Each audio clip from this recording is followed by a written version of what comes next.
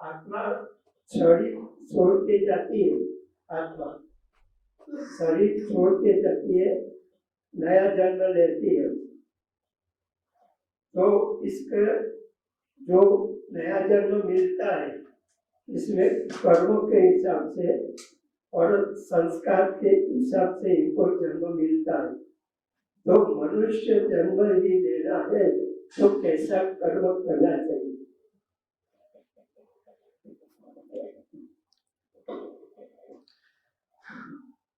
अच्छा प्रश्न है।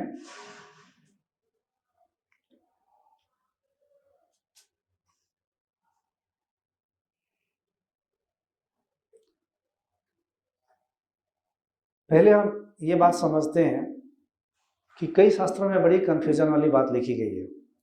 आत्मा शरीर को छोड़ के जाती है, दूसरे शरीर फिर धारण करती है। फिर दूसरी ओर कहा जाता है, पहले हम आत्मा को इस कॉन्सेप्ट को क्लियर करते हैं कि आत्मा अविचल है, आत्मा निश्चल है, अविनाशी है। अचल निश्चल कहते हैं, तो फिर छोड़ के चल कैसे रही है? आप मुझे भगवत गीता लाए, अभी भगवत गीता में दो विरोधाभासी बातें निकाल दूंगा आपको। एक जगह कहा जा रहा है आत्मा अविकारी है, निश्चल है, सर्वव्यापक है। एक जगह कहा है कि आत्मा निकल के जाती है, दूसरे शरीर धारण करती है। एक जगह उसी आत्मा को फिर जीव आत्मा कहा जा रहा है। उपनिषद पढ़ेंगे तो कुछ नहीं है, बस आत्मा ही सत्य है, आत्मा ही है, एक है। तो इन कंफ्यूजन से पहले निकलना है। कभी कभी उस आत्मा को ही हम परमात्मा कहते हैं, जो सर्वव्यापक आत्मा है, इसी को हम परमात्मा कह देते हैं। एक रह गई, आपकी ये शरीर खड़ा हुआ है तो इसमें इंडिविजुअल अपनी कॉन्शियसनेस है। इस इंडिविजुअल कॉन्शियसनेस को हम जीव आत्मा कहते हैं, और कुछ लोग इसको कह देते हैं इंडिविजुअल आत्मा। तो आपके प्रश्न का अर्थ है इंडिविजुअल आत्मा, सर्वव्यापक आत्मा अविचल है।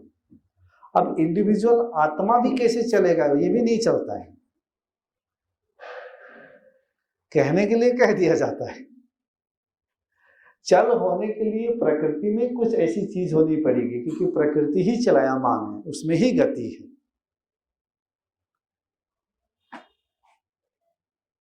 तो जैसे आत्मा के ऊपर में जो आवरण लगे रहते हैं,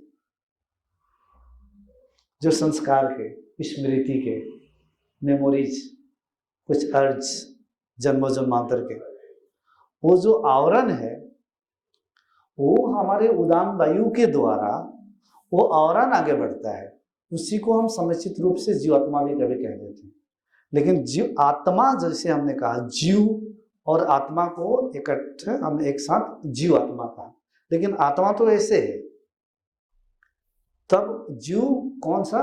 तो इंडिविजुअल कॉन्शियसनेस, यानी कि जो आवरण लगा है उदान वायु के द्वारा, वही आवरण, वही मेमोरीज, स्मृति, जैसे हमारे डीएनए से एक पीढ़ी से दूसरी पीढ़ी जेनेटिकली ट्रांसमिट होते रहता है, इसी तरीके से प्रकृति के अति सूक्ष्म व्यवस्था के अनुसार आपकी जो इंडिविजुअल जो आवरण है, जो जीव आत्मा कहते हैं, तो वो जीव उदान वायु के द्वारा दूसरा शरीर में जाता है, पहली बात।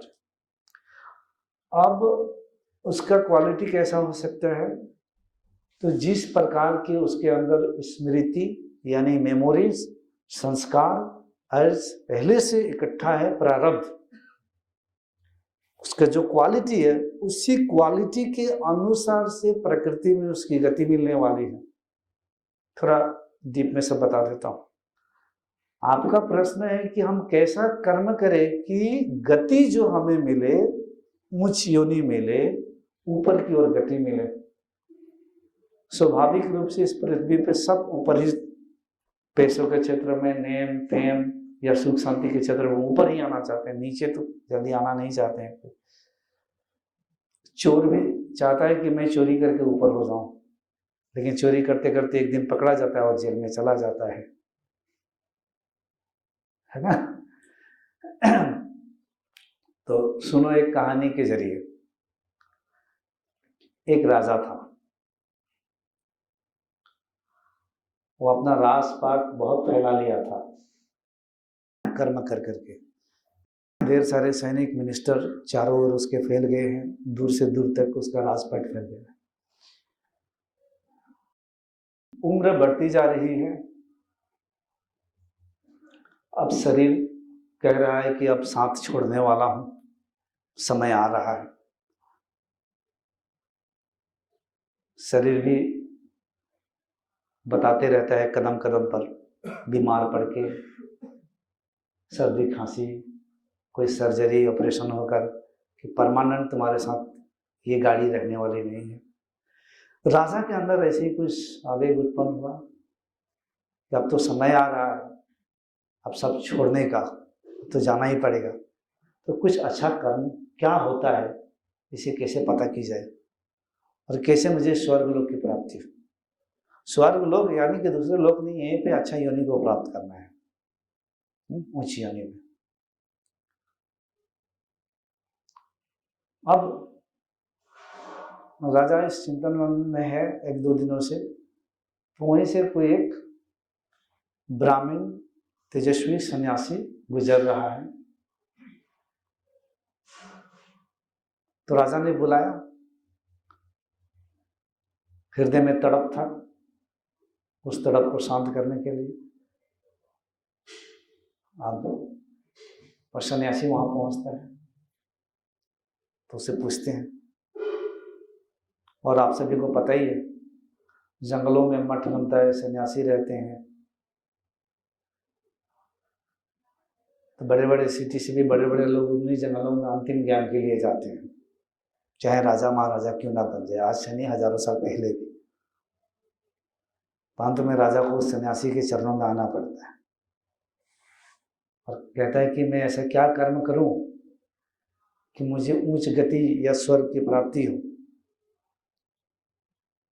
तब वो कहते हैं तुम दान पुण्य करो, जो है तुम्हारे सामने ये सब दान पुण्य करो, दूसरे के सेवा में लगा दो, सब छोड़ छाड़ दो, तुम निकल जाओ, ध्यान तपस्या करो, यही तुम्हें उच्च गति देगी। तो जैसे उनकी ये बातें सुना तो राजा के अंदर ये बातें सीधे हृदय में प्रवेश किया और तुरंत उनको एक्शन लेने के लिए बाध्य कर दिया और उसने अपने राजपाट सब छोड़ के निकल गया, सब दान दे दिया, सब कुछ दान दे दिया, जंगल में चला गया। कई दिनों तक जंगलों में भटकता बैठता, इस तरीके से समय गुजारने लग गया।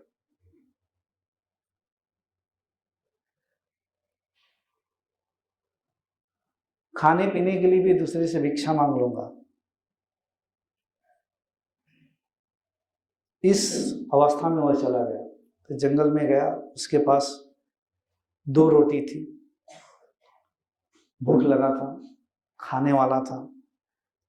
फिर उसी वक्त एक कुत्ता सामने आ गया और बड़ा भूखा कुत्ता था और उसको देखकर उसकी आंखों में इस तरह से देख रहा है और रोटी को देख रहा है।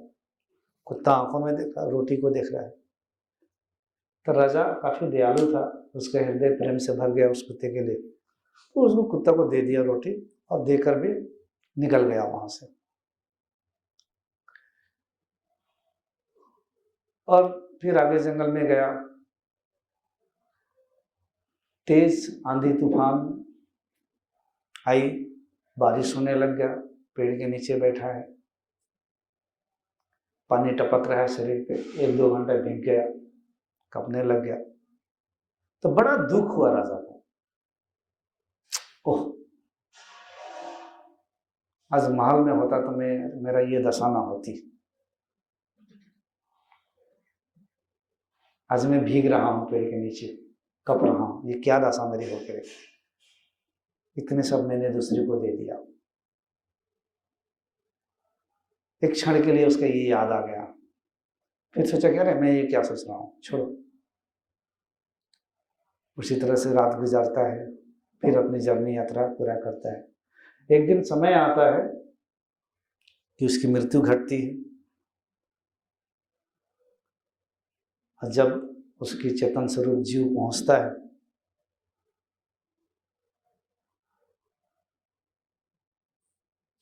तो वो बड़ा राजा के अंदर गर्व है कि हमने इतने संपत्ति, राज पाट सब दूसरे को दान कर दिया है।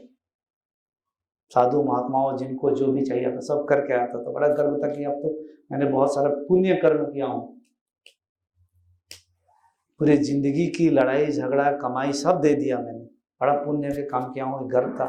जब वहां पहुंचता है तो 100 में से उसको सिर्फ 1 नंबर मिलता है उसको, उसके जीवन के पुण्यता की कमाई 1 नंबर। तो राजा को ये बड़ा दुख होता है और पूछता है कि ऐसा क्यों?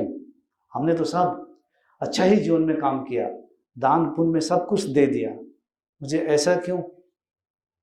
तब उसको वहां से उत्तर मिलता है, 1 नंबर इसलिए तुम्हें मिला है, 99 चला गया है कि तुमने जितना कर्म किया है, जितने दान पुण्य किया है, वो दान पुण्य करने के बावजूद भी तुम्हें याद था कि मैंने दान पुण्य किया है। पेड़ के नीचे बैठे थे तब भी तुम्हें दुख हुआ था, तुमने दान पुण्य किया है। और 1 नंबर जो मिला वो अचानक से तुम्हारे पास कुत्ता आया और कुत्ते को रोटी खिला दिया, उसके बाद तुम भूल ही गया, दोबारा वो कुत्ता को मैं रोटी खिलाया, कभी स्मृति में ये विचार नहीं आया।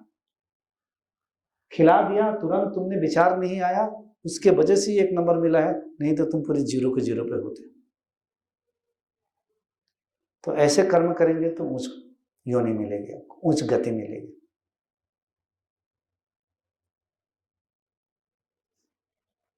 ठीक है,